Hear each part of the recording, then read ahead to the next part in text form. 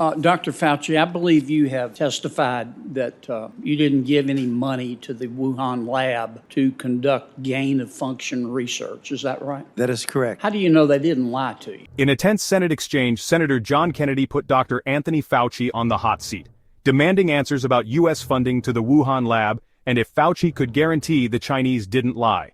The moment was explosive. Fauci's answers, wobbly at best.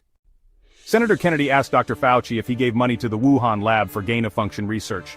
Fauci replied, "That is correct, no funding for that."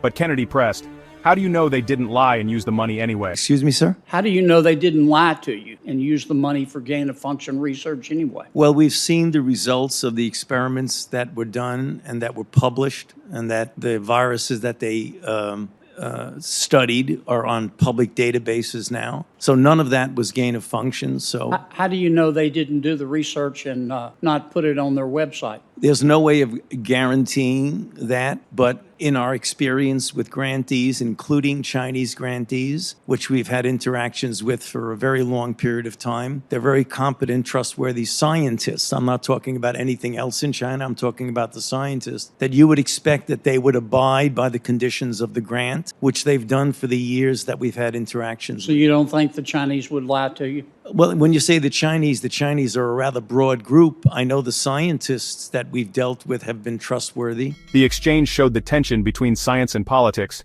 and the uncertainty that remains. You think all the scientists have told the truth in terms of the origin of the Wuhan virus and not been influenced by the Communist Party of China, do you? I don't have enough insight into the Communist Party in China to know the interactions between them and the scientists, sir. Right. Kennedy asked what many Americans wonder, why fund labs in China to study virology? Why are we giving them money in the first place? Well, that's a very good question, and thank you for giving me the opportunity to You're answer welcome. it. Well, SARS-CoV-1 started in China, in Guangdong province, and it went from a bat to a civet cat to a human. Yes, and excuse me, Doc, for interrupting you, but our time is so Yeah, no, I'm going to be real quick. Our time is so limited. Why are we giving money to the labs in China to study virology? Well, I'm going to give you a rather succinct answer to that, I sir. appreciate that. And that's why I was saying the SARS-CoV-1, clearly the bats that have the viruses, that are the coronaviruses, are in China. As I said a couple of times, it's not in Fairfax County, Virginia, or is it in New York? It's in China. So if you want to show and study, importantly, the animal-human interface, Because that's where the bats are. Yeah, the bats. Kennedy pressed, you gave them money, told them not to do gain of function, but can't know if they did. That's where the bats I are. want to be sure I understand your testimony. You didn't give money to the Wuhan lab to do gain-of-function research. That is correct. And you believe they didn't do gain-of-function research because they told you they didn't. We've seen the results of the studies that they conduted, and they were not including any gain-of-function. private studies. Excuse me?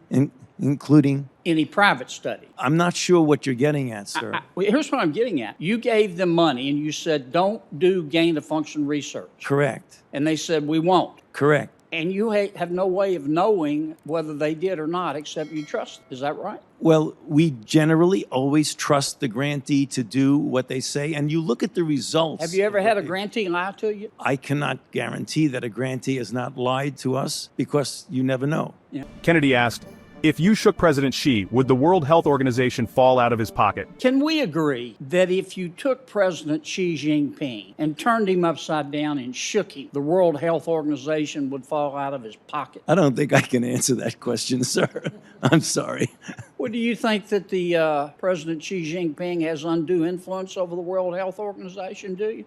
I have no way of knowing the influence of the president of China over the WHO. Okay, so you think the WHO is a completely independent body, level playing field, call it like you see it, and they really want to get to the bottom of the origin of the virus. Do you believe that? My interaction with the WHO and for Dr. Tedros, the Director General, has been one that I do believe he's a person of high degree of integrity. Kennedy asked about the Trump administration's COVID origins investigation. Why was it spiked? I want to ask one last question. Why did you guys spike, not guys and ladies, why did y'all spike the prior administration's investigation into the origins of the coronavirus and whether it could have come out of the Wuhan lab? Sir, we did not spike anything in the prior administration. I'm not sure what you mean by spike, but we have no influence. The State Department spiked the prior administration's study. But that has nothing to do with the National Institutes of So Health. they didn't consult with y'all? They did not. Did they consult with you, Dr. Collins? I read about it in the press this morning. Doc, they just spiked it without talking to their experts? You don't want to answer that one, do you? I just read about it. Thank you, Madam Chair. Kennedy ended the hearing in silence. The Kennedy and Fauci exchange wasn't just politics. It exposed doubts about foreign labs using U.S. taxpayer money and gaps in oversight. Did Fauci dodge accountability? Was Kennedy right to press so hard? Drop your thoughts in the comments, like, subscribe, and share for more. See you next time. Next.